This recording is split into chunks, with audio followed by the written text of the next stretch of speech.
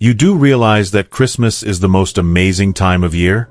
It's a season full of happiness and celebration, with sparkling lights, festive decorations, and the coziness of family get-togethers. However, what if there is a sinister side to all that festive cheer? What if Christmas isn't always about being kind and giving?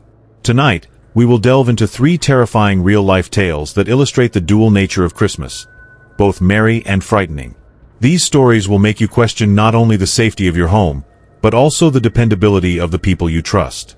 Christmas is known for its coziness, happiness, and camaraderie, but it also has a darker side that people often overlook: the strange and unsettling things that occasionally occur throughout the season. Christmas may bring cold, far from joyful sensations. It's not only about gifts and family gatherings. In today's video, we will discuss 3 terrifying true stories that illustrate the unsettling nature of the holiday season. Have you ever experienced something eerie or disturbing around Christmas? If so, please leave a comment below with your own spooky Christmas tales, like this video, and subscribe for more. Let's get started. First story: The Santa Pretenderette's Christmas Eve. Except for the distant hum of a calm night and the gentle glow of holiday lights, the house is silent. 2 young siblings, a brother and sister, are waiting for their parents to return home alone. The air is filled with their enthusiasm for Christmas morning, and everything appears serene, even enchanted. They are anticipating a comfortable evening together, with the stockings hung and the gifts prepared under the tree. They are unaware, however, that their holiday evening is going to take a horrifying turn. It all starts with a steady, quiet knock on the door. The kids initially believe it to be a normal aspect of the Christmas season. Perhaps it's someone who's lost in the snow or a neighbor dropping by. However, the brother is startled when he opens the door and sees a man standing in front of him, all decked out in a Santa costume. He has a big smile on his face and seems really happy. Maybe too happy. "Merry Christmas. Ho ho ho." His voice is excessively joyous as he extends his greetings. Despite his claims to be the real Santa Claus, there's an unsettling quality to his presence. The children, who are still impressionable and immature, attempt to dismiss the unnerving knot in their bellies by attributing it to their nervousness and the excitement of the occasion. The man explains that he has misplaced his keys and asks to come inside to warm up. The kids are a little uncomfortable, but they let him in anyway, figuring he might simply be a perplexed neighbor. Then, however, things take a more sinister turn. He knocks again, louder and harder this time. "You're going to get into serious trouble if you don't let me in," he insists. The room becomes more tense. A shiver goes down the brother's back. The brother locks the door now, his insistence seeming strange. As the kids become increasingly horrified that something is wrong, their uneasiness transforms into panic. The brother thinks desperately of the smoke detectors strewn all over the house. In an attempt to set off the smoke alarm, he snatches a few candles for their menorah, lights them rapidly, and then extinguishes them. It's a hurried, desperate idea, but it's the only one he can think of. A loud, harsh sound fills the house as the smoke alarm blares to life, much to their relief. Terrified, the kids can only hope that the alarm will be sufficient to notify the police and bring assistance before it's too late. In a matter of minutes, the air is filled with sirens. The kids wait with their eyes fixed on the door, their hearts pounding and their breath coming in short gasps. Firefighters soon rush into the house in response to the smoke alarm as the sound of emergency personnel gets louder. However, the man is still standing outside, narrating his ever more fanciful tale. On Christmas Eve, he surprises them by posing as Santa and claiming to be their father. Although his argument is improbable, the firefighters surprisingly appear to believe it. The man continues, claiming that his Santa costume's lack of pockets for his keys and the door's closure prevented him from entering to save the children from a rumored fire. He intensifies the tension by pleading with the firefighters to forcefully break down the door. As the kids, despite their fear, feel they have to speak up, tension rises. They all yell together, "He's not our dad. The hospital is where our father is. We don't even celebrate Christmas together." Perplexed by the unexpected eruption, the firefighters freeze. However, one of them pays special attention, seeing the menorah in the space and inquiring about the children's faith. Now in a panic, the kids assert that the man is someone they've never met before. A startled stillness descends upon the room as the man's facade breaks down. Immediately, 2 firefighters arrive on the scene, swiftly tackling and restraining the man. The third firefighter confirms the children's story, that their father did, in fact, work at the hospital, as they had claimed, by calling the police. The police detain the man immediately upon their arrival. The youngsters experience a sense of relief, but they can never get over the fact that they almost allowed a stranger into their house. The emotional fallout is debilitating. As their father, who is obviously concerned but relieved to see them safe, arrives, the kids' adrenaline is still running high. Their mother, who had been unconscious, learns of the near miss only later. The father, who is frustrated but ultimately happy that his children are safe, cradles them in his arms. The kids cling to their father as the night comes to an end, attempting to process what has happened. They only know that they are safe and that the vacation has ended with them in each other's arms, despite the fact that it was far from joyful as they had hoped. Their Christmas is much quieter the next year. The family comes to value the quiet, uncomplicated moments that seemed so commonplace after the devastation they went through. In sharp contrast to the nightmare they barely avoided, the warmth of the holiday assumes a new significance. Even though they don't celebrate Christmas, the kids are aware that this particular holiday will always be a reminder that occasionally going out in a festive Santa suit might be dangerous. Let's go on to a different tale, this one set in a secluded Poconos Airbnb. Charlotte and I had been searching for a quiet, secluded place to spend Christmas. We yearned for a comfortable home hidden away in the mountains, somewhere we could escape our hectic life. When we came across the Airbnb offering, it appeared to be the perfect combination of a rustic cottage with a large stone fireplace, windows overlooking miles of unspoiled nature, and a charming getaway surrounded by snow-covered woods. We got there late in the afternoon, right before a snowstorm started to cover the area. The backdrop was wonderful, and the cottage resembled something from a holiday postcard. The thick snowflakes floating across the air further enhanced the attractiveness. As soon as we entered, we could smell the fireplace wood and felt at home. The festive touch of the Christmas lights on the tree in the corner completed the warm ambience. It fulfilled all of our expectations. As is often the case, what seemed ideal on the surface was about to take a darker turn. Before long, we heard someone knock on the door. I opened it expecting to see the host or maybe a neighbor, but instead I saw a man in his late 40s, dressed in gray sweatpants and a worn yellow jacket. He identified himself as Tom and said that he and his brother assisted in managing the Airbnb. His eyes were piercing, almost like he was assessing us, but his smile was courteous. He informed us that we could ask for anything we wanted and added that he lived only up the road. Everything appeared to be all right at first. We spent the evening making a straightforward supper of cornmeal, broccoli, and chicken thighs. Until it was time to take a shower, the night was quiet. Things began to seem odd at that point. Despite the heater being on full blast, the hot water abruptly turned cold after only 2 minutes. I texted the host, Mike, expressing my confusion, to which he responded that it was strange and that someone would come look at it the next day. We decided to relax by taking a bath in the outdoor hot tub after supper. The house and the Christmas lights we had set up were the only sources of light as the snow kept falling. It was enchanting, reminiscent of a wintry fantasy. However, the hot tub abruptly stopped talking. The machine seemed to have shut down entirely, and the bubbling water stopped.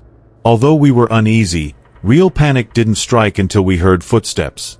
At first, the footsteps were quiet and seemed far away, but as they approached the hot tub, they quickly became louder. I froze with Charlotte. Should I shout? I murmured. Who is present? Frightened, she simply shook her head. Paralyzed, we waited there until the footsteps approached and then vanished. But I had a gut feeling that something wasn't quite right. The footprints in the snow were human footsteps, not those of an animal. Someone was out there, observing us.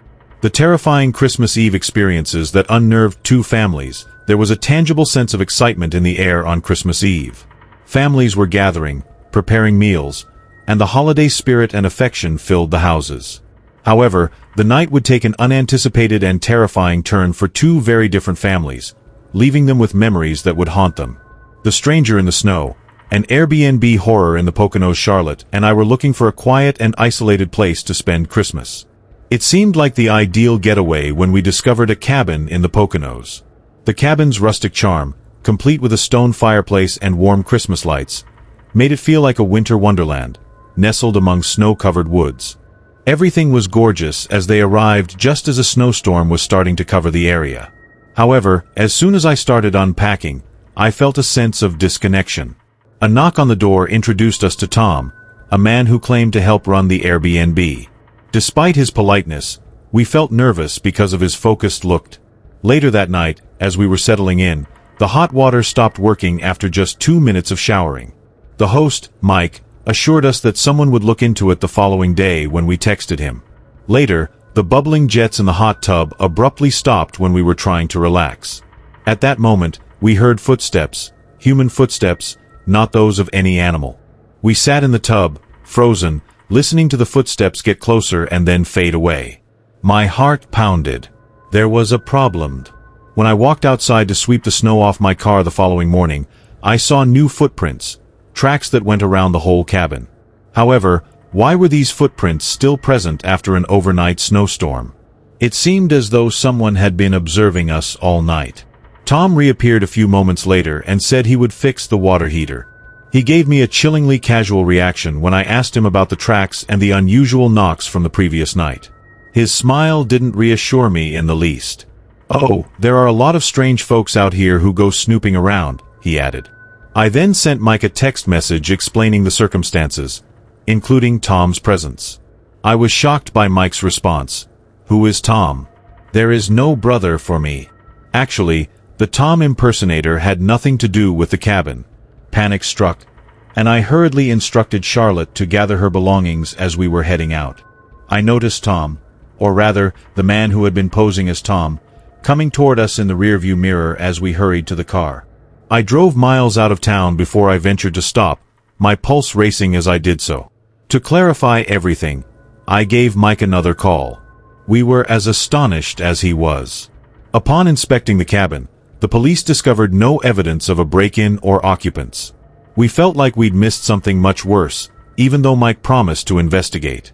The visitor on Christmas Eve, a horrifying experience at home on the other side of town, another family was going to have their own spooky Christmas Eve.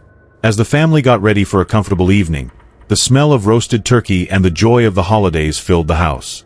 However, a tap at the door would soon interrupt the idyllic holiday picture. A stranger wearing a frayed coat approached Dave at the door, saying his car had broken down nearby and asking if he might use the phone to dial for a tow service.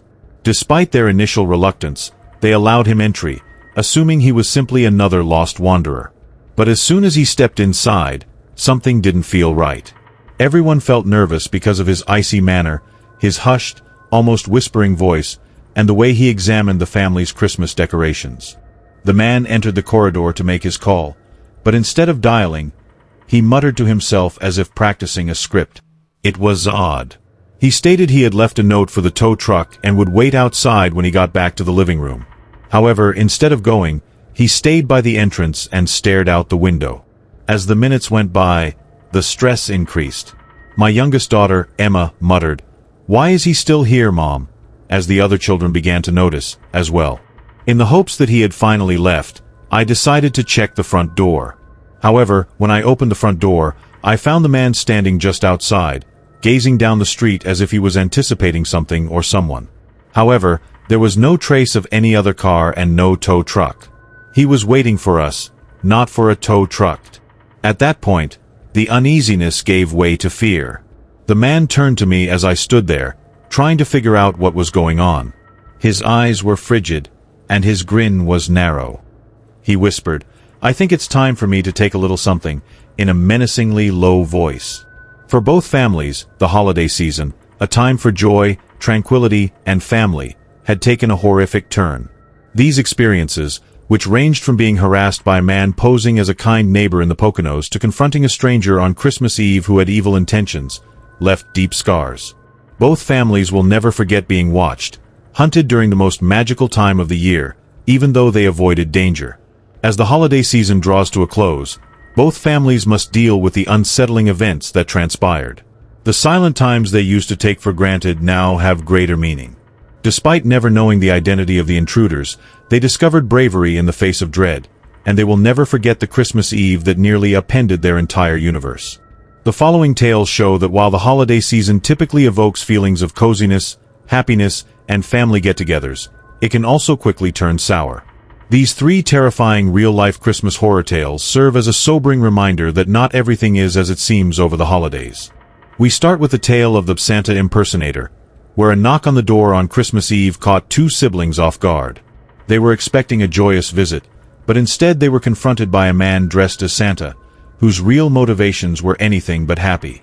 His unsettling actions soon made them aware of the danger they were in, and they had to immediately defend themselves from a potentially hazardous position.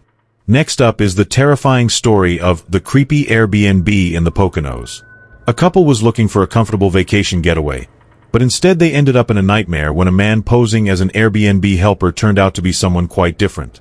When they discovered they were being watched, and worse, they weren't alone, what had begun as a tranquil retreat swiftly descended into fear. Perhaps the scariest is the Christmas Eve kidnapper. A violent intruder interrupted the family's plans for the ideal Christmas Eve supper. Armed and deadly, the man wasn't there to be a guest. He came to take something far darker. This family's tranquil vacation devolved into a frantic struggle for survival amidst the night's events. These tales all demonstrate how easily a joyful holiday can turn into something far more sinister. What should have been a time of joy turned into a reminder that danger can strike even in the safest settings and frequently at the most unexpected times. The last tale, Christmas Eve Kidnapper, was particularly terrifying. A knock on the door interrupted the family's Christmas meal just as they were getting comfortable in it. The towering, eerie man who was their visitor seemed to be in need of assistance, saying his automobile had broken down. But his manner made the family uncomfortable right away. His behavior when he requested to use the phone appeared innocuous enough, but there was something about him, something strange, that unnerved everyone. It soon became clear that the man was not at all waiting for a tow truck as he entered the corridor. Instead, he was muttering to himself, his gaze constantly returning to the children, the meal, and the decorations, as if he was evaluating them. The situation grew more uncomfortable when he refused to leave and stood at the door, gazing out the window as if he was waiting for something, or someone. As the minutes passed and the man showed no signs of departing, the family's concern increased. When the mother went to check the front door, she found him standing outside without a tow truck in sight. Rather than waiting for a tow, he had been anticipating their arrival. When the man abruptly turned and remarked in a low, threatening voice, "I think it's time for me to take a little something," the atmosphere changed from uneasy to frightening. Before anyone could react, the attacker grabbed the mother and pulled her out the door. She shouted for assistance as her heart raced. Her husband Dave and their children recognized the seriousness of the situation. As his son, Liam, dialed 911, Dave hurried to the door and yelled at the children to stay inside. Outside, with a painfully firm grip, the man pulled the mother across the yard. However, Dave arrived at the front yard and tackled the burglar, knocking him off balance, just as things appeared to be getting out of hand.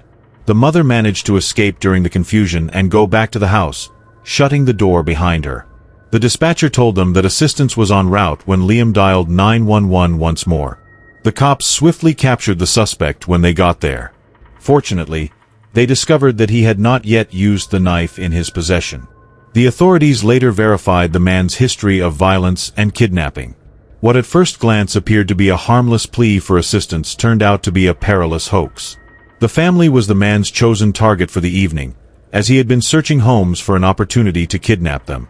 Following the incident, investigators discovered that the man had been searching homes on Christmas Eve for families to prey on. He had a clear strategy to break into this family's home. Therefore, his intentions were not haphazard.